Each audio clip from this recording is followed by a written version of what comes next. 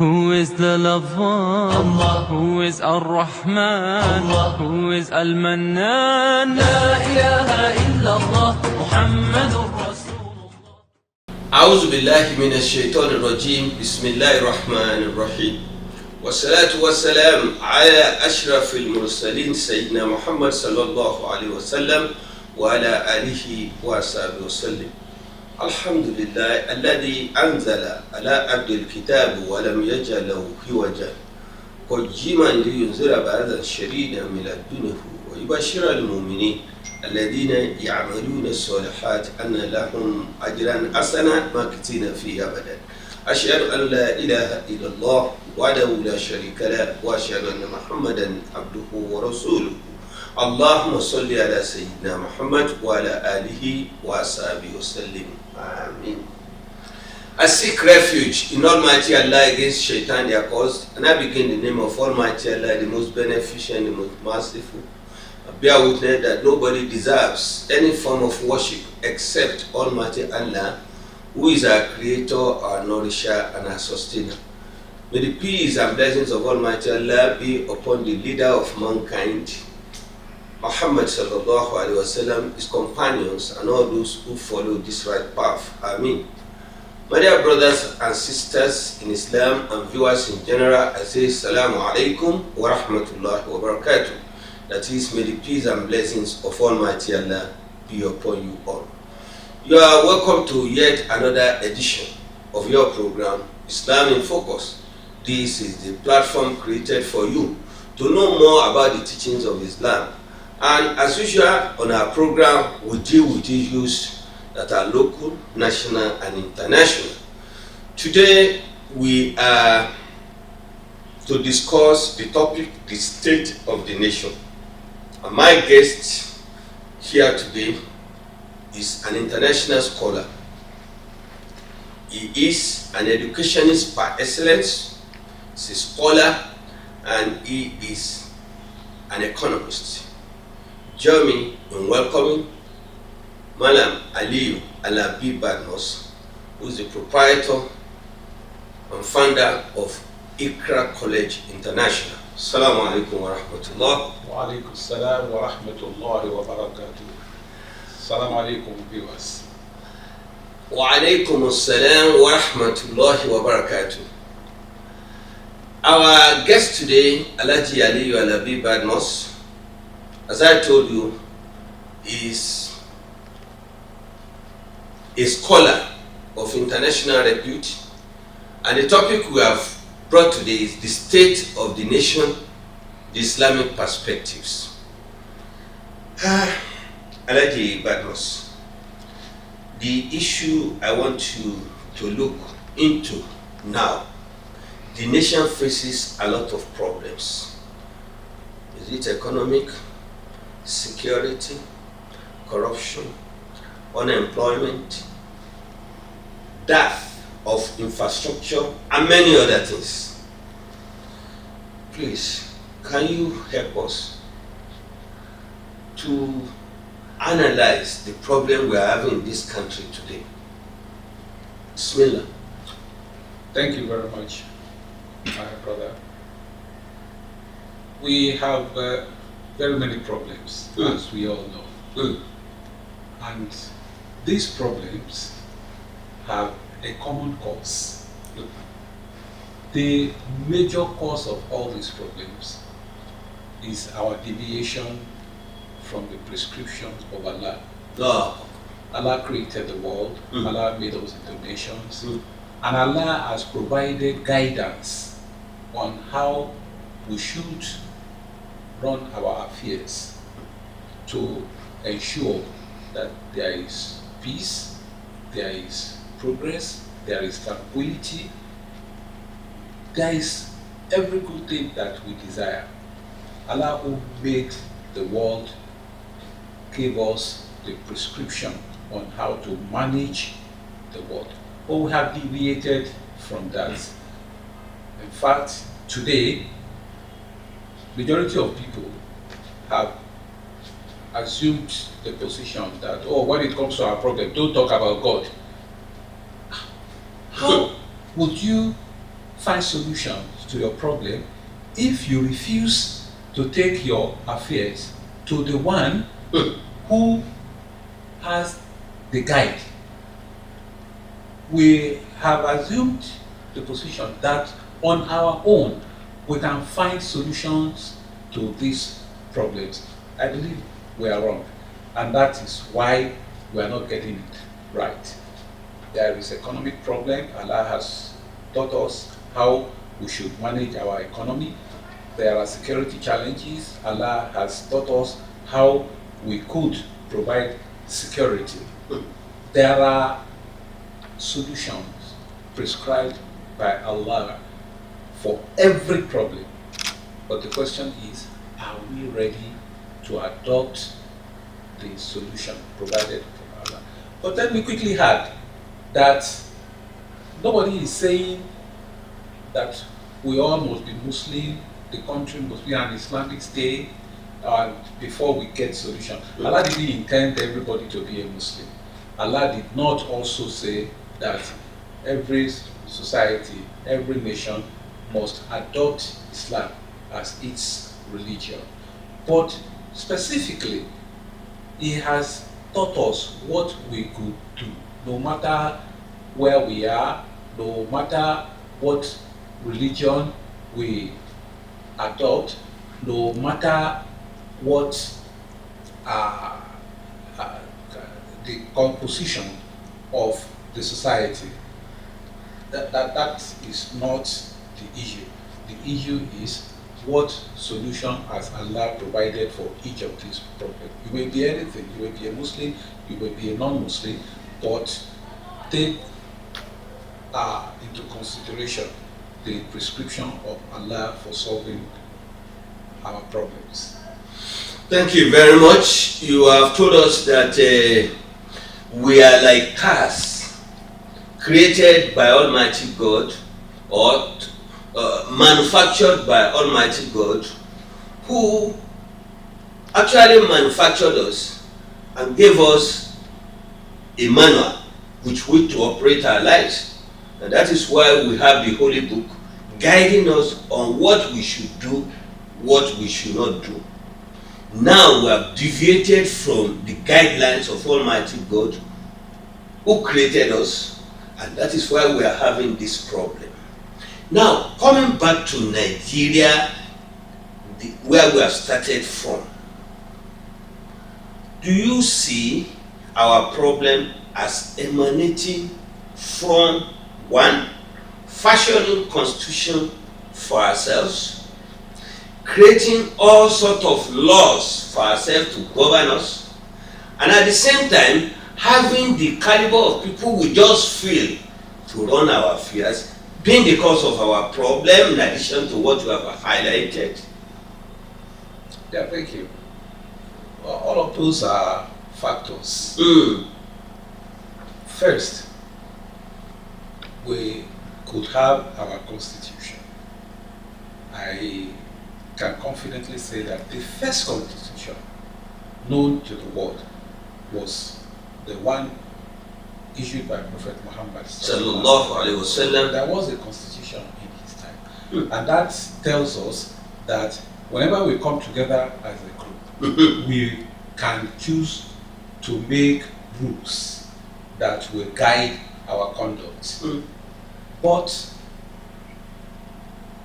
that constitution must take as the foundation the laws of Allah. We cannot make a constitution that contradicts the laws of Allah. This provision must not be at variance with what has been provided for us by Almighty God. Yes, the rules of Allah are supreme. Once we accept that as the starting point, we can go ahead and make whatever laws suits us. Okay. Yeah. So we can have constitution, but the problem is our constitution compatible with the laws of Allah? And are we ready to accept the position that wherever our constitution contradicts the laws of Allah must prevail? I understand. But that one is not there. And that's one of the problems.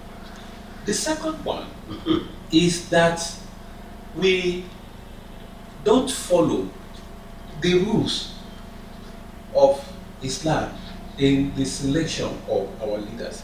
Leadership is a crucial factor in Islam. And you realize this when you take, for example, that even when we want to worship in Salah, there must be an imam. There must be a leader. We also have the hadith that says that if 3 or more people are going out on a trip, they must appoint one of them as the leader. So that tells us the importance of leadership. Even when you are 3, that a leader must be, there must be somebody recognized that, oh, this is the leader Of this team, as we are going. So talk less of a state, a nation, there must be a leader. But how does that leader emerge? That is the thing. So just like in the mosque, we don't just ask anybody to lead. There are criteria that will be looked into. You must know, I must have the knowledge of the Quran, the knowledge of the Hadith, the knowledge of fiqh, the rules of prayers, all those ones must be possessed before a person can be made the imam. So in the same vein, when you are talking about the leadership of a nation or a state, there must be criteria, and the most important are the following. 1, is he ready to uphold the rules of Allah? And that is in relation to justice, fairness, honesty, Transparency. And all those ones are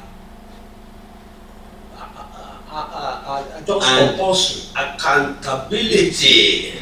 The person is accountable to the people that he is leading. So, but we don't always ensure that. When we want to select leaders, we start looking at unnecessarily emotional and material factors. Yeah, how much can he give me to support him? How much is he going to give? Those are the things we look into. We don't ask about the competence of that person to lead the state or our country or our local government successfully. We don't. That is also very wrong. It's a deviation from the norm in Islam. But what that tells us again is that we have the problem of leadership, just as we have the problem of followership. We have the problems that we have highlighted before, because the followers too are not good followers. And the happy thing is that Islam has taught us how to do things better. For example, I talked about congregational prayer. In our congregational prayer, the imam is the leader. The followers are following him. But they are not just watching him and following, they are doing their part. When the imam is reciting from the Quran, they too will be reciting. When he bows, he says some things, they too will do the same thing. When they prostrate, whatever the imam does, the followers will do. everybody is playing his part. So that is an important lesson from the Islamic perspective, that you don't abandon the leader, you also do your part as followers. And the leader doesn't abandon the congregation. No. As it is in running of the affairs of the nation now and the states. In the same way, the leader must be corrected when he goes wrong.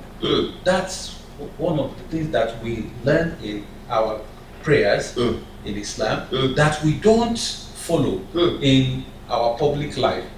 When the imam makes a mistake, members of the congregation who observe that, oh, a mistake, they will say Subhanallah. They will say Subhanallah. They call his attention that he has made a mistake. If he does not know what the mistake is, somebody in the congregation will tell him that this is the mistake that you have made. Even if it's in the local language. The prayer is not vitiated yet. At all. And you won't find an imam whose attention is called to a fault and he will persist in that error. No. If he persists, the followers, if it is a prayer, reserve the right to do what is another person to forward. That's why it is wrong to put an unknowledgeable imam to lead us. An imam must know how to correct the mistakes once attention is called. My dear brother, now relate that to governance in our life. That's what I am saying, that in our life, once a person is a leader, we all just fold our arms. He does what he likes. Nobody calls his attention to the mistake that he has made. Those who call his attention to what mistake he has made, just do it. You will have a sense that, oh, they're just doing it to defame him, to pull him down, because they won't go a step forward to tell him how to correct the mistake. Those are things too much of eye service instead of doing what is right. Those are things that we followers should be doing that we are not doing, and that's why those problems are there. Thank you very much. Viewers from wherever you've been watching this program, it's been your program Islam in Focus, and our topic today is the state of the nation, the Islamic perspective. We have discovered that as creatures of God, we, both the leaders and the led, have abandoned the guidelines given to us by Almighty God to guide us in our lives. And a manufacturer is superior to the object he has manufactured. Manufacturers of cars, once you buy the car, you find the manual inside the car. It guides you where you put fuel, where you put oil, where you put water. You must not make mistake of misapplication of these items, otherwise you get your car damaged.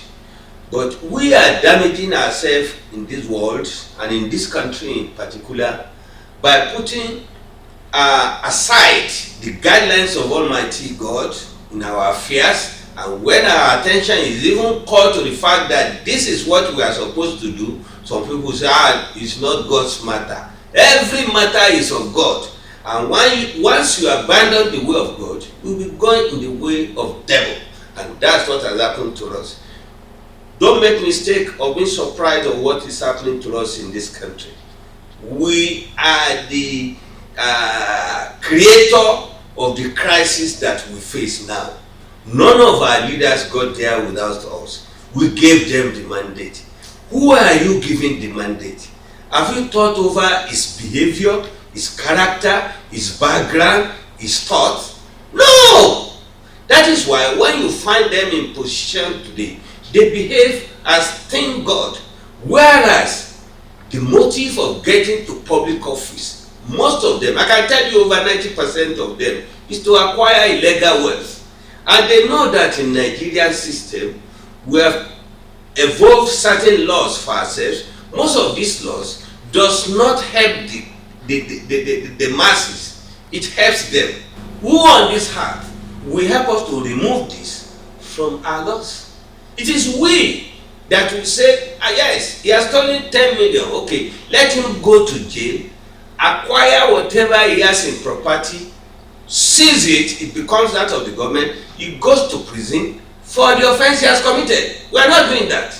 In our constitution of today, it is provided for that governors, when they are leaving office after serving us for 4 years or for 8 years, House of Assembly could meet and determine the package to be given to such governors. It's in our constitution.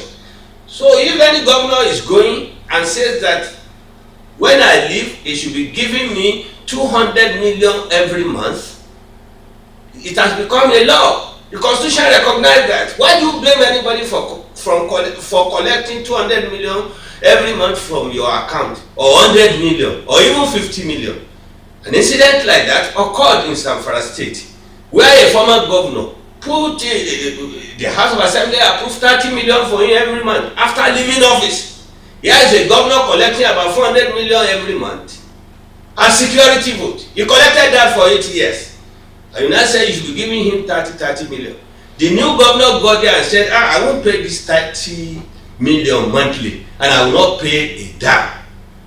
The governor had to send another bill to the House that they should quash the law, which gave the governor that power. Some of these things we are supposed to be doing. And those of you that are enlightened, go back to your hamlets, go back to your villages, go back to your towns and cities, and educate those who are not aware that coming election 2023, we must open our eyes, we must do what is right. My dear brother, what can we say to wrap up this program? What can we say about the determination for money and for acquisition of wealth in going to public office? Because I don't see any of our problem being solved, whether that of security, economy, corruption, lack of infrastructural facility. I don't see any of them getting solved if we still lay premium on money. How do we get out from this problem? Well, the solution is to let people be enlightened, be sensible. Okay.